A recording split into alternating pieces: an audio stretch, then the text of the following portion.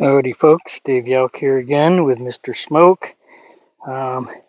Couple things, I need to deworm him today. We'll see how that goes. If he's got no problem with it, it'll be easy. I like to explore these things as training events, see what I need to teach. And our last videos left off, he's basically been doing nothing since. I'm awaiting an appointment with the osteo vet.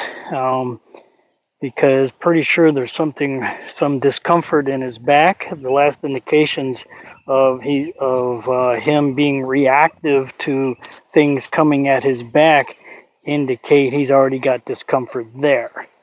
And as you run your fingers down his back, you find sore spots. I think it has something to do with psoas muscles, but that's not my skill. So taking him to the vet. Well, to get there, I have to take him in the trailer. So I know he got here in a trailer, but I don't know what his trailer loading skills are. Although I did send him in at Liberty and I think it was the second session day, since the trailer is backed up here and he offered, I sent him in. So we're going to explore those things. I also, I'll do a quick fly spray on him. And you'll see different options of getting a horse in a trailer. I'm going to try leading him in. I want to be able to send him in, and I also want to be able to send him in at Liberty. So we'll see which of those options he likes the best. Not that I'm going to interview him when it's time to do that, but it's a good place to start and then train from there.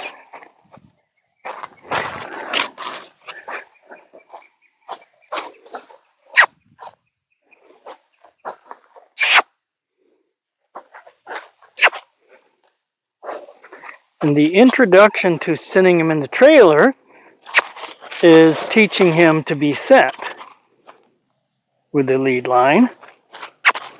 Good. And that's what I did right there. And you should be able to send a horse through a portal like this and have him turn and face you. This is for entering stalls and taking a horse through a gate, whether it's taking him into a paddock or take him out of the paddock. You want to be the gate guard. Thank you. He's uncomfortable being here, so he wants to go through me to get out this gate, and he wouldn't back away from it. I insisted. He licked and chewed. I'm going to give him a little bit of passive leadership there, and just for funs, get some fly spray on him. I don't think he's accepting fly spray at Liberty yet. I've been fly spraying him in his paddock with a whole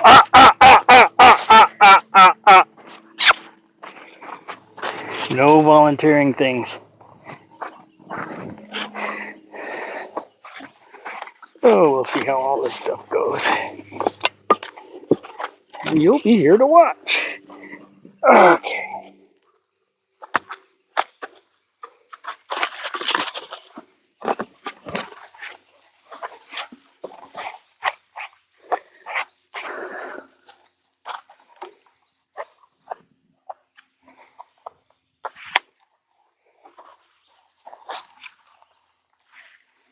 I always use my hand and gloves to put it on the face and around the eyes.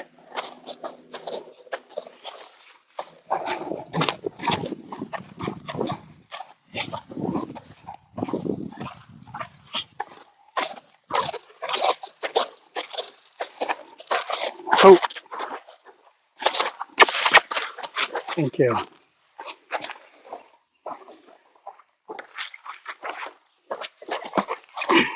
Excuse you. So he's trying to prevent me from getting on this offside. That's common behavior on a lot of horses. They're not comfortable with you over there. He still isn't comfortable with me over here. He's actually trying to shoulder me. So I'm elbowing his right shoulder with my left elbow to drive that shoulder away from me. We're going to freeze here for a second. What's going on is the bottle is too close to him and he doesn't like that right now. So I'm going to ask him to get away. Good. Good. Need more thinking. Less emotionalism. Yes, I know. Excuse you.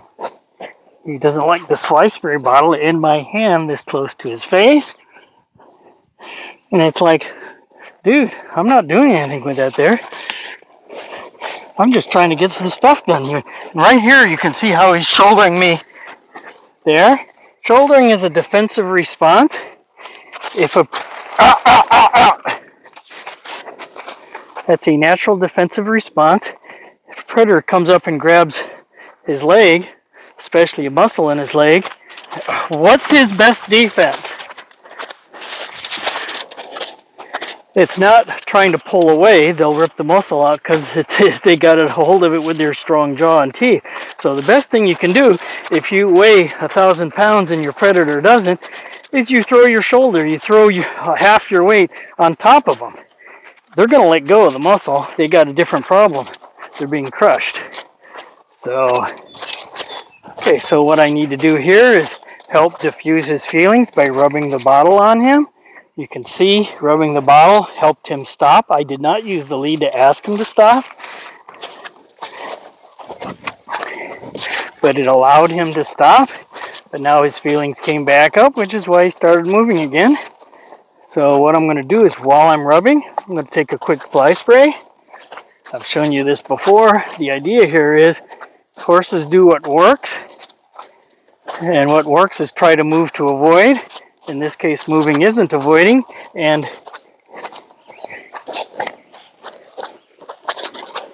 so he's going to stop trying. Don't want to tangle that up in my... He's going to stop trying to move if it doesn't work. Here we go.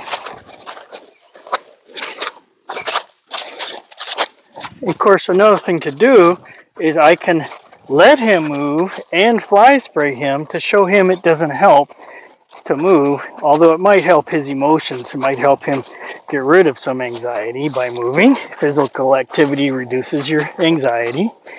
Okay, so if I just start spraying him now while he's moving, he's going to find out that doesn't work to avoid it.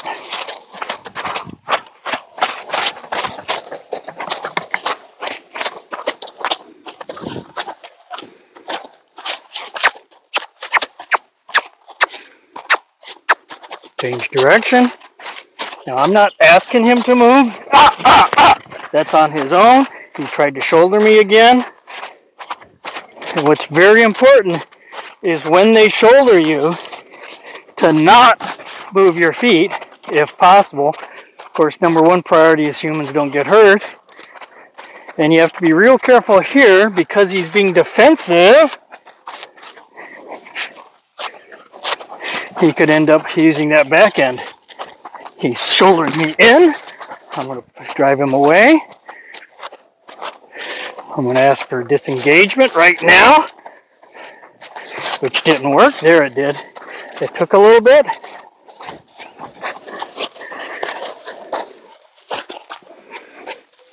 It's okay. It's okay. So we're going to take a mini timeout when he stops moving his feet. That's when I want to drop his head down. There you go. Give him a little bit of a chance to settle his emotions. This is supposed to be a learning experience. He can't learn if he's feeling the way he does. So I need to go ahead and, this is a combination of you got to get her done. You want to get the fly spray on the horse, but you also want to teach them something. So afterwards, they're better and better and better about it. And you can see right here, his feelings just dropped. He stepped into me to show me, okay, I get it. Good boy. Oh, so good boy. I know that's hard for you. And it would have been smart if I'd sprayed him with the hose first. You've seen that in videos too. It's a good preparatory action to desensitize their skin. Okay. Now I haven't rubbed this on his offside yet. I'm going to go ahead and do that. And again, he's telling us I got feelings about that when he starts to move off.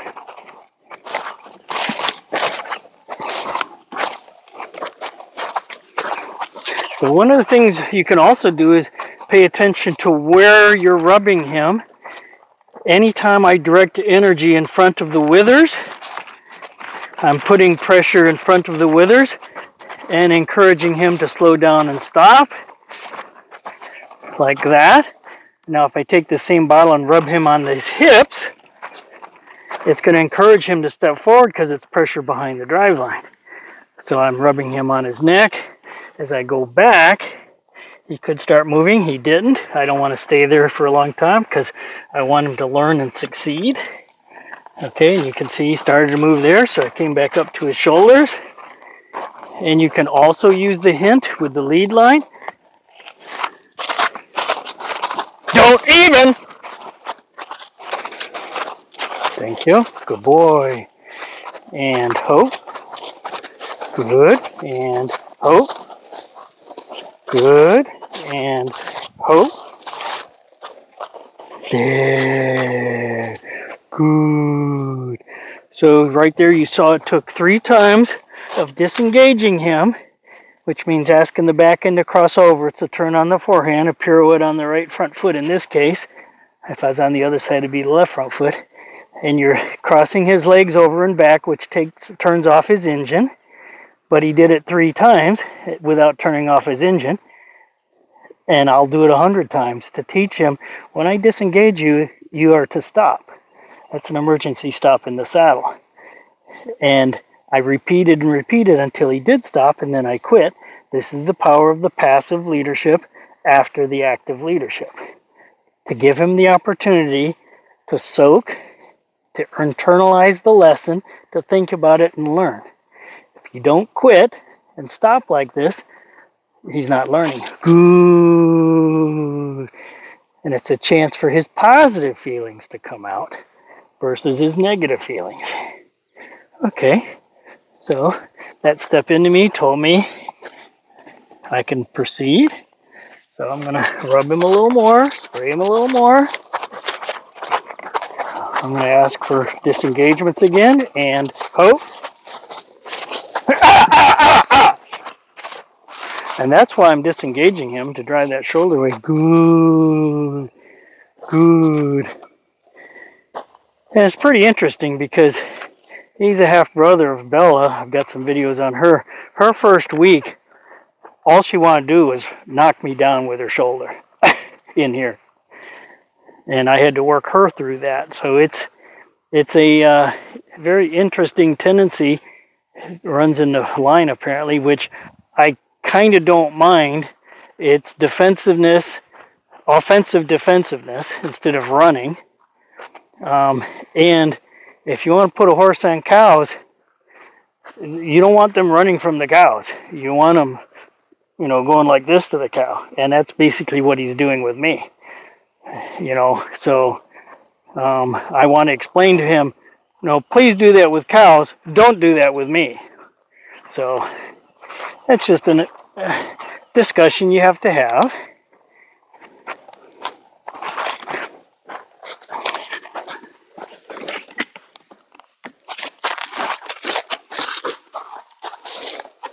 Not that.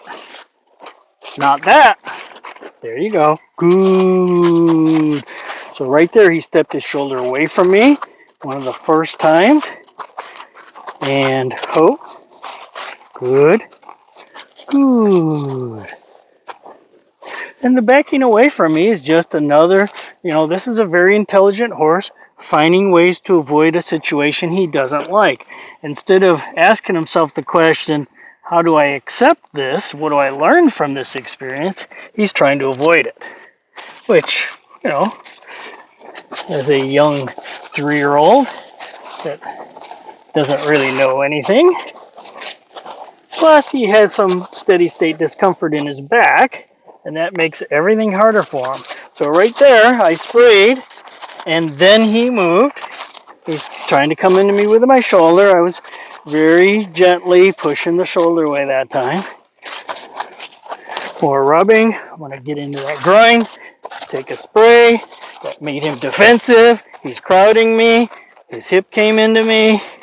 Everything said you should stop doing that. Good. And now, ah, ah, ah, ah. And now we got to do a little passive leadership here. Let him learn something from all that activity. He's telling me this is hard with that pawing. Just another sign of anxiety. I think I've got enough fly spray on him. Next thing I want to do is check out his ability to accept deworming.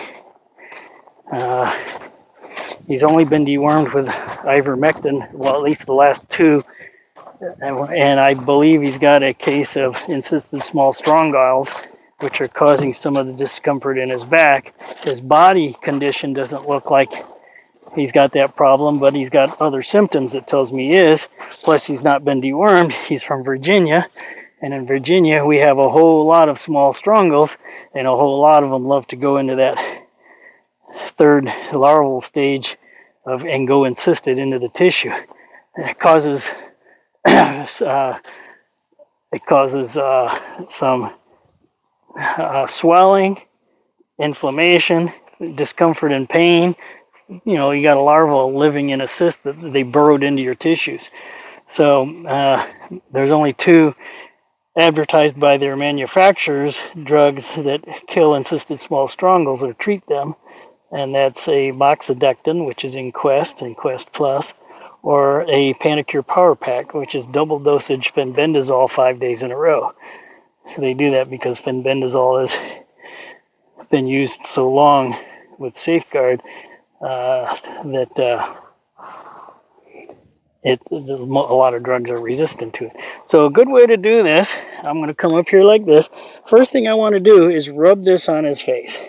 If he won't tolerate that, actually the first thing I should do, which I've already done because I've looked at his teeth, is stick your fingers in his mouth and touch his muzzle all over. If he won't let you do any of this, get that done first. Okay, then be able to put your finger in his mouth, and if you wiggle it, he should open his mouth, which is also foundation for bidding, first time bidding. Okay, we need this. This drug is very dosage intolerant. What I mean by that is don't give too much of it. Unlike fenbendazole, which you can double dose without killing your horse 5 days in a row, moxidectin is a very strong poison, and you don't want to give too much. I'm estimating his weight at around 1,100, and that's how much I'm going to give him. Now, the best thing you can do, I've already rubbed this on his face like this. He doesn't care, so I'm going to put it in the corner of his mouth and wait. And I'm just going to put the tiniest little dosage between his cheek and teeth. Just going to squirt. Oops, I couldn't get my tiny little stubby thumb on the back of that. Whoops. Okay, that was not my intention. It was a little stuck. Pretty sure it's apple flavored. My intention was to squirt maybe a fourth of this max. Okay, so he didn't like the taste of that, which is why he's walking off. So he didn't have a deworming problem, and I don't want to leave him with one. So I'm going to let him resolve what's in his mouth before I put any more in there. And I see that some of it ended up coming into the corner of his mouth. So I want to get that much more out of my dewormer. I'm going to crank my adjustment a little bit to approximate the amount that's in the corner of his mouth that's not in his mouth. So what I want to do now that he stopped, I want to quit.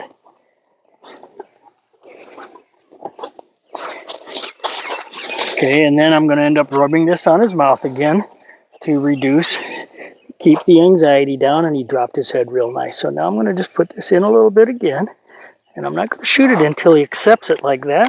Then I'm going to put the rest in that I wanted. I'm going to check my dosage amount. I got the perfect amount in there. Okay.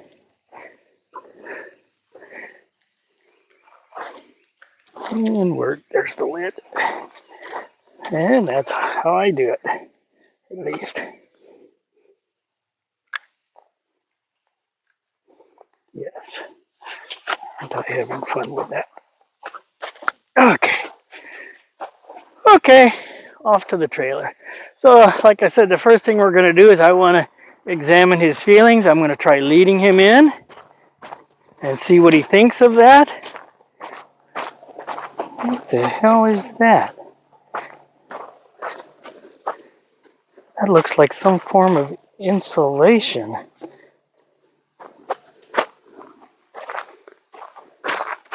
Hopefully it's not from under the hood of my truck. Huh. Okay.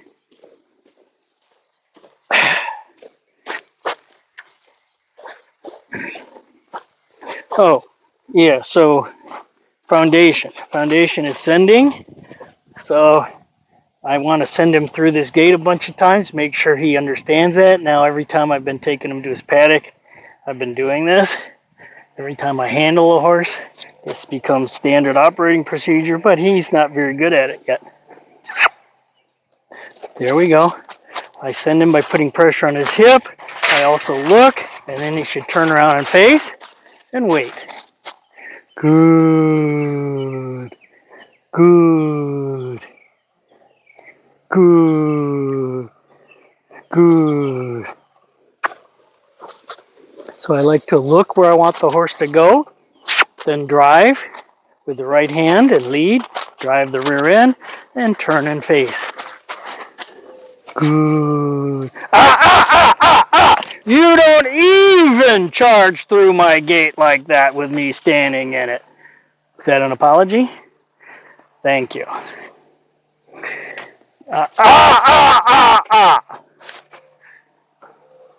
Thank you. Nope. He's still goofing around with that dewormer in his mouth. Okay. So you can also see how he feels about being in the round pen with me. Not his favorite place to be.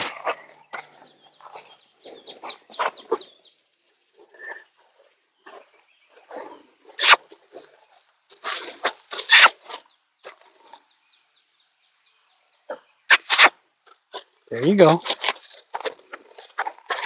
And poke. Ooh, that'll do. You get the idea. Good boy. Good boy. Excuse me. You always want to inspect your trailer for new wasp nests. It really sucks if you put a horse in a trailer that's got wasp nests in it. If they come in here and they're stuck in the trailer and you got them locked in and they start getting stung by wasps, you think they're ever going to want to go in a trailer again? Nope. Everything looks good. This is a 3-horse slant load. I've got the one partition in it between the first and second stall, and it is bungeed open, so he's got an open bay. So just for grins, I'm going to try to lead him in and back him out and see what he says about that. I think I did this the very first day and he didn't step in. Good.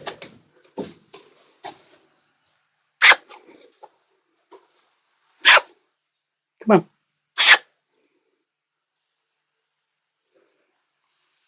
Good. Good. Good.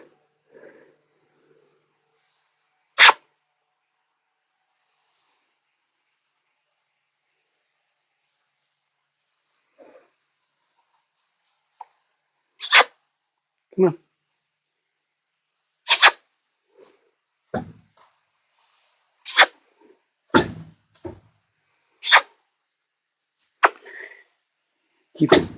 Keeps bumping his legs on the rear bumper. Goofy 3-year-old.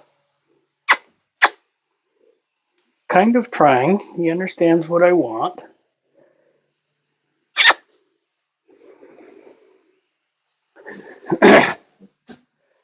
So that's not happening, which is fine. He's not very good at yielding to this forward pressure on leading. And I probably need to improve that, but I don't pull on horses' faces a lot anyhow. So, and of course, the best way to do this, when I teach a little baby halter leading, the best way to do that is let them pull on themselves, not you. So I'll do this, wrap this around their rear end, and slowly take up tension on this line right here. And he should yield to it like that. That's pretty darn good. That's really good, yeah. Now, you've been halter broke, but he always reserves the right to plant his feet and not yield to forward pressure. Okay, that was really nice. So he knows the drill. Good job. Okay, so one of the things I'm going to do with a dressage whip is I need to teach him go forward and go back.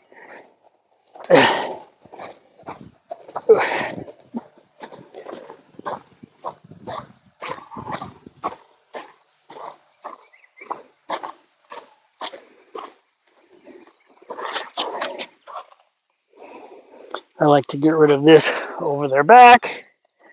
This is my request to back. You should need the foundation for trail loading is go take steps back when I ask, take a step forward when I ask. This is to ask the horse to back out of the trailer. And then this is to ask the horse to step into the trailer.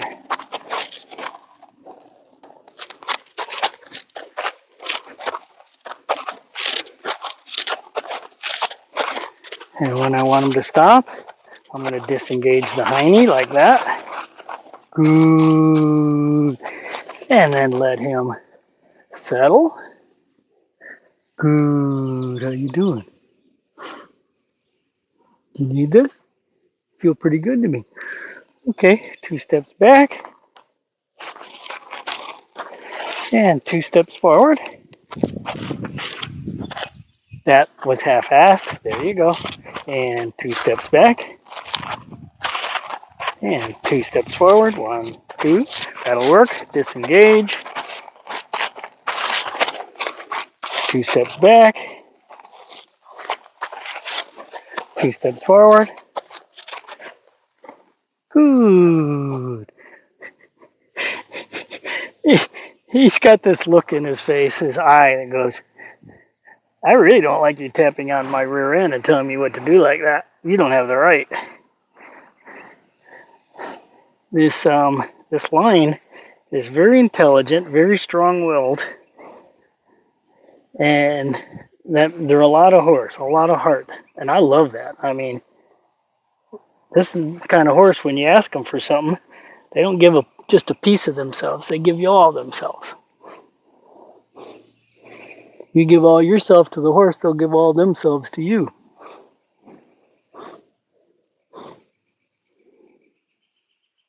And I like that.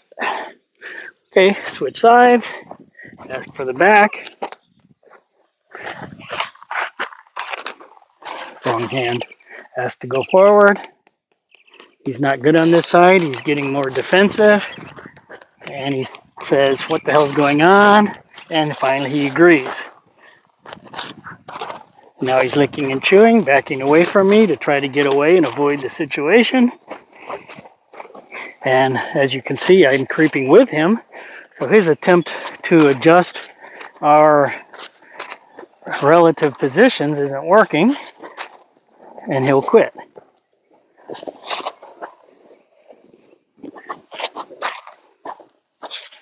I don't want to let him quit. I want to let him soak on that. This side is hard for him. Good. Now I'm going to ask him to back. 1, 2, and ask him to come forward. Good. Oh, what an evil eye that was. Come on. You can do it. 1, 2. And you can see I'm not pulling on this lead line to get this done. The horse needs to be able to be driven. When you're on a horse, you're going to apply your legs behind the drive line behind his withers to ask him to go forward. You're not going to be able to pull the horse forward when you're on their back. You're driving the horse forward with a signal, okay? Nothing wrong with teaching a young horse how signals work. And you can see he doesn't keep walking. He keeps only taking one step at a time with every request. Good, good. And that's all okay. Now we're going to quit and let him soak on all that. Again, alternate passive and active leadership.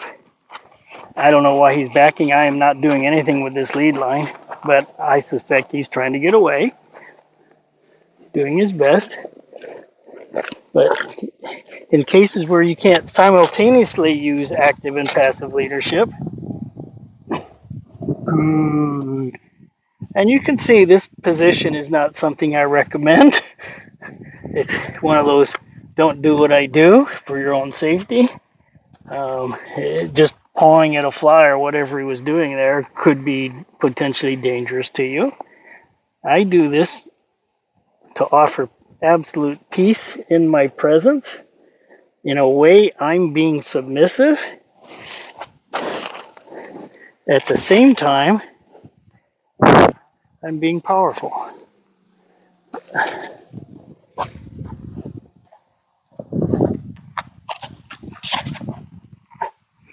Passive is a better word than submissive. Good. Okay, I'm pretty happy. That's an initial response. So now I'm gonna go ahead and take this stuff off, and I want to send him in at liberty so he can make his own decisions. It makes the whole trailer process, loading process easier.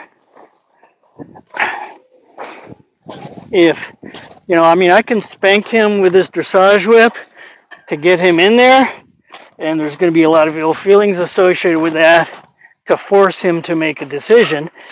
Whereas this way, I'm forcing him to make a decision, but it's a different experience for the horse. And he's already gone in this way, and I don't need to send him around and change directions and all that. I just want to ask him to get in the trailer.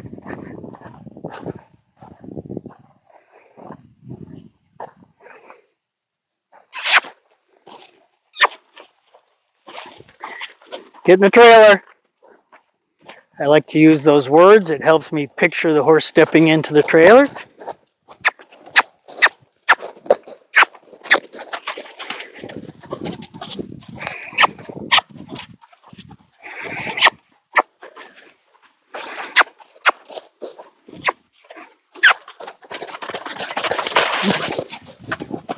Yeah. Don't care about all that. It's a waste of his energy.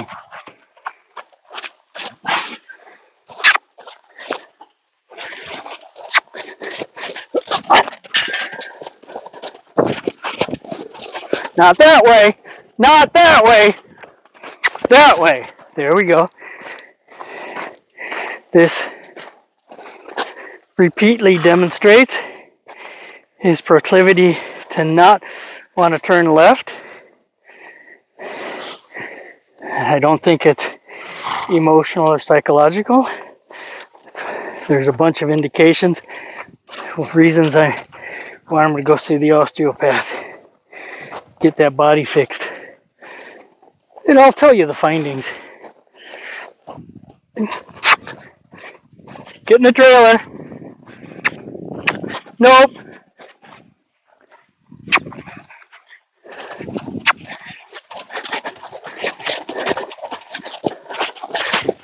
There you go.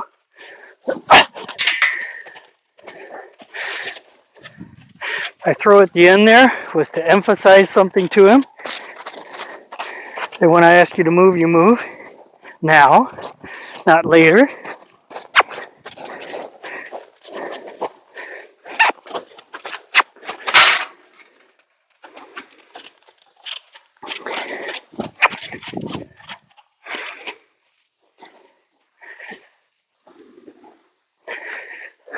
Unfortunately, I did not use the sprinkler in here, so there's a lot of dust.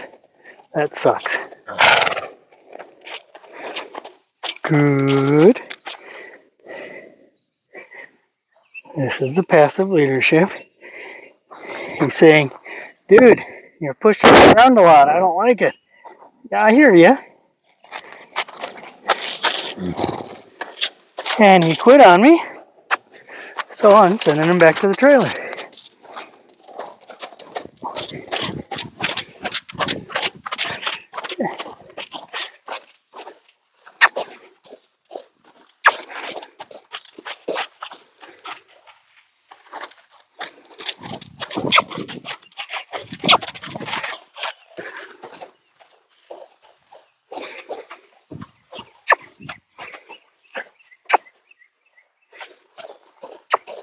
Not!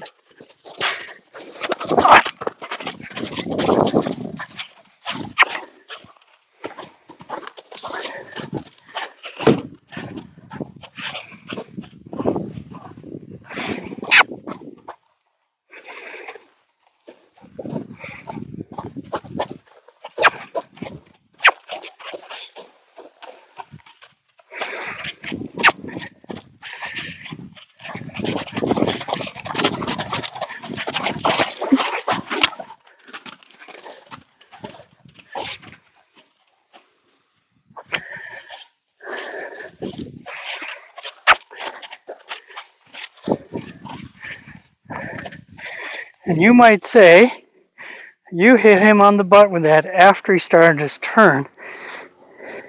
Isn't that late? It depends on what you're trying to do. In this case, I did that to sensitize him more to me. He is not responding to my inputs in a timely manner. So he doesn't care about me. He's got to care about me more. And the only way that's going to happen is if I do things to make him care more about me.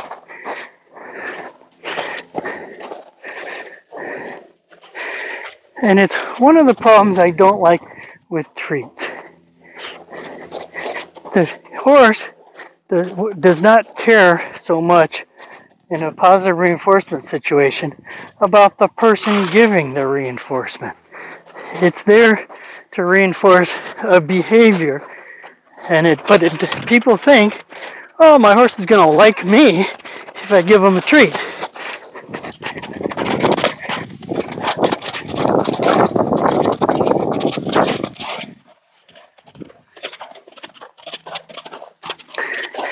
His rear end just looks wonky when he canters. That was the first best turn. I'm wondering if maybe I'll use that mounting block there. Good. I didn't mind. Now, what I'm doing wrong twice now is I'm letting him make the decision to quit and come into me. It'd be better if I told him when to quit and come into me. And he's leaving.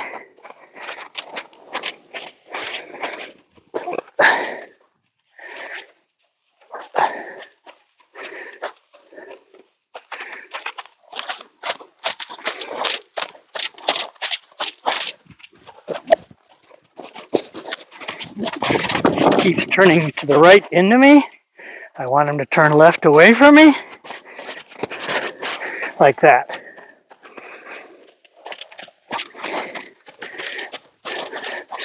Oops, I was early. There we go. There we go. Let me drive his head in. He quit. He quit.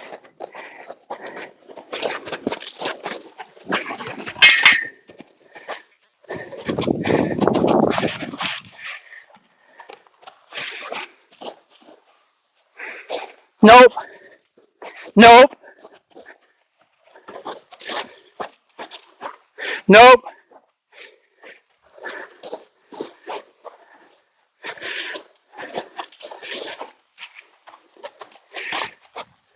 Nope.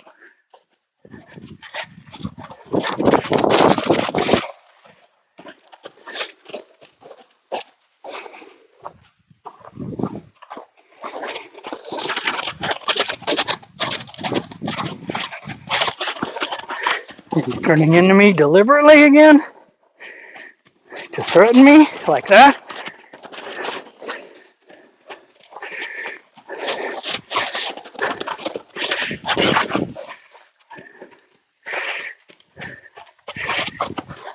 There we go. You can see the difference right there.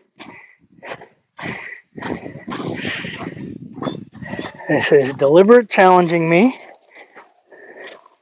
and it's okay. Like I said, this guy's got a buttload of heart. He's not just going to give himself to anybody or yield easily.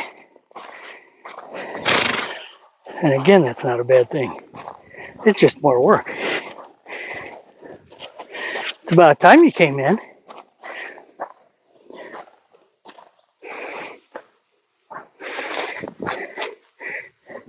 Again, if I don't offer this horse peace like this, all he's going to do is run around with this high anxiety out there and learn nothing. Okay, I need to kill this fly on your pasturing. Wait till he digs in, drops his head. Oh, man! I was going to kill that greenhead. He was just starting to drop his head down to bite you. Well, I know. I didn't want to get bit. He's got to commit before I can kill him, dude. You're okay. You're okay. I don't want this to be personal. I know you don't want to go in the trailer. I don't blame you for that.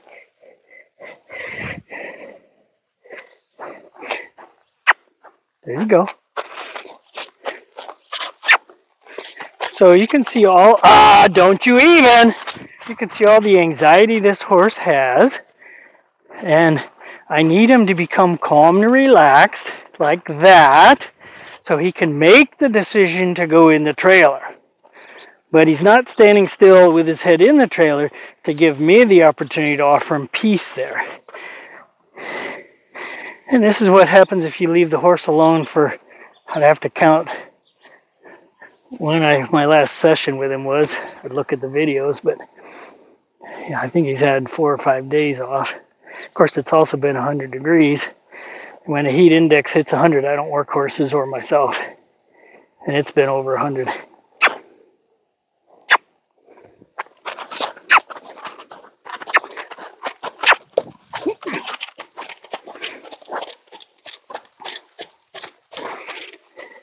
Now he's more relaxed. Nope! Nope! I want him to be relaxed at the trailer like that. So he can think about what I want. Like that.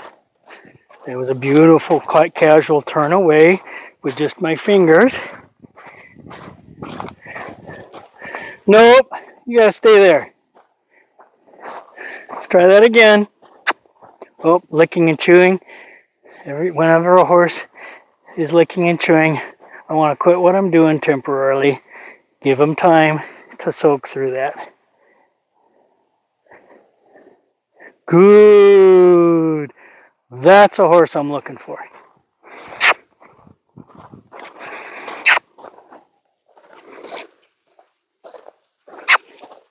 And you can see when he's not got high anxiety, he makes better decisions.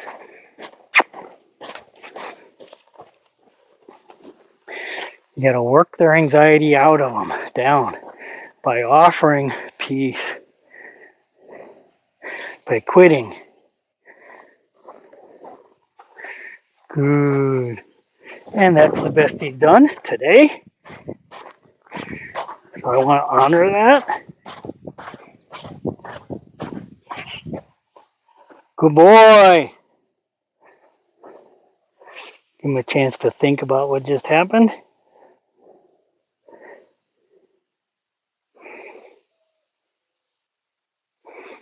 Good boy.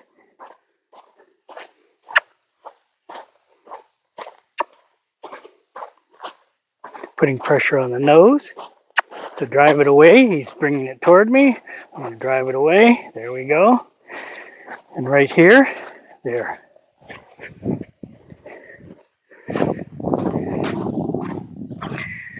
When you turn it on my back part, a lot of people say never turn your back on a horse.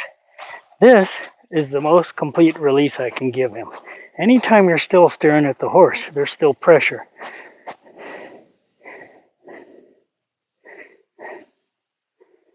The predator's gaze is predatory pressure. So you want to remove as much of that as you can. If I want to walk up to a horse and not have them feel pressure, I have a tendency to look at their front hooves or at the ground instead of into their eyes, into their face. It depends on my relationship with the horse. My horses know if I look at them in the eye, it's okay. They're going to assess the rest of my body posture and go, oh shit, I'd better leave. If I got a certain look on my body that says you should be leaving, they're going to look at me and go, I should be leaving.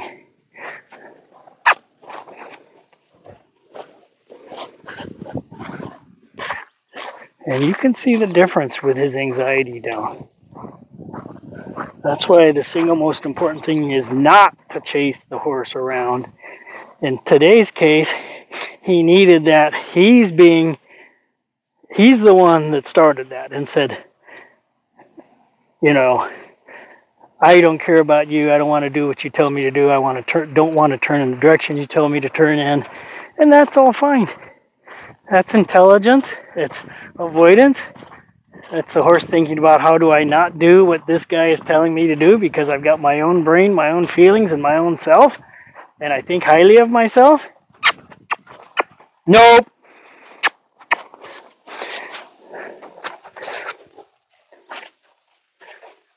Good. Good. Good.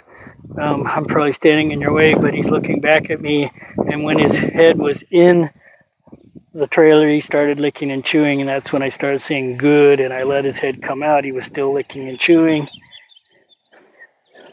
So we're going to have a little mini moment.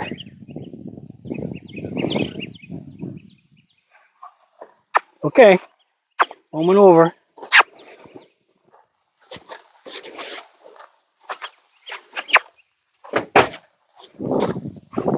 Put one front foot in. Trailer loading and unloading is about, give me 1 foot at a time. 20 times in a row, they're in the trailer. In this case, a lot less than 20.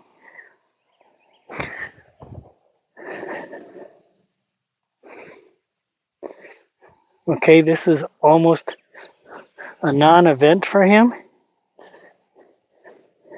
I can see that didn't induce anxiety. He doesn't need to learn anything from that. So I can go ahead and repeat. I don't need to give him a big break right there, a big release. Just turning around and walking away was enough for him. And you can see how he's nice and calm walking toward the trailer. I got to drive his head in, drive his behind. There we go. Ask for a repeat of last time. I need 1 foot.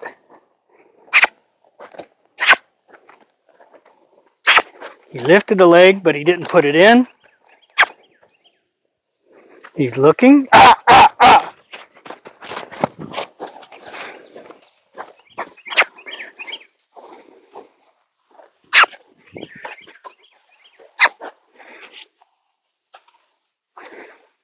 He's trying. He lifted his leg. He's got strong feelings about that.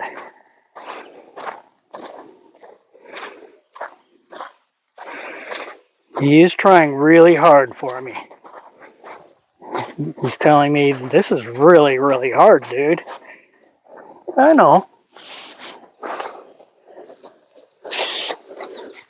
For some horses, getting in the trailer is the hardest thing you ask of them. You're a freaking range animal.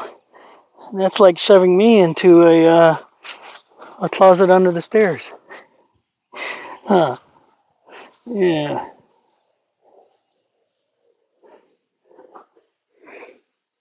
You're okay. Understand. But this is something we got to do.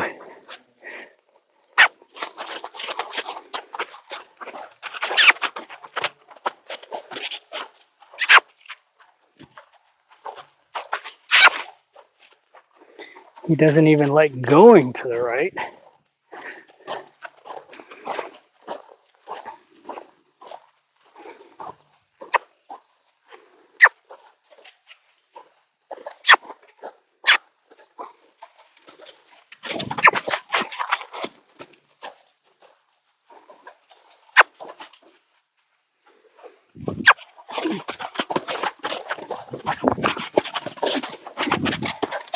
I'm going to let that turn into me happen.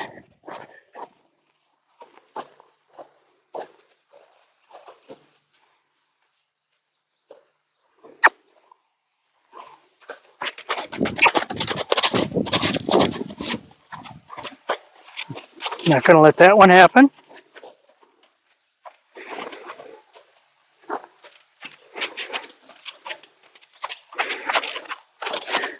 You can see he's trying all kinds of things, but heading toward the trailer.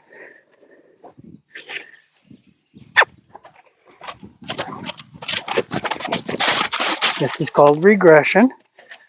It's natural, it's normal. Help them through it.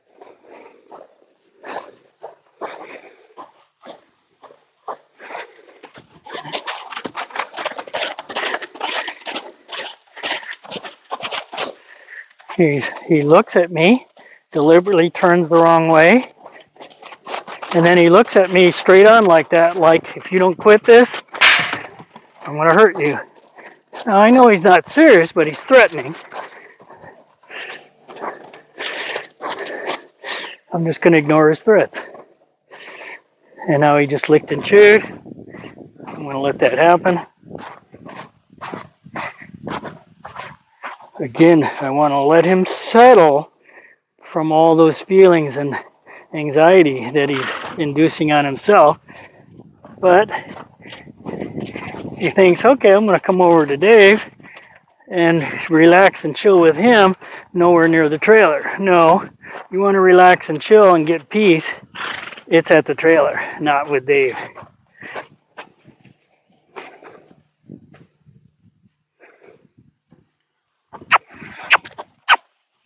You lick and chew all you want with your head in the trailer. So we've just reached a new phase with him.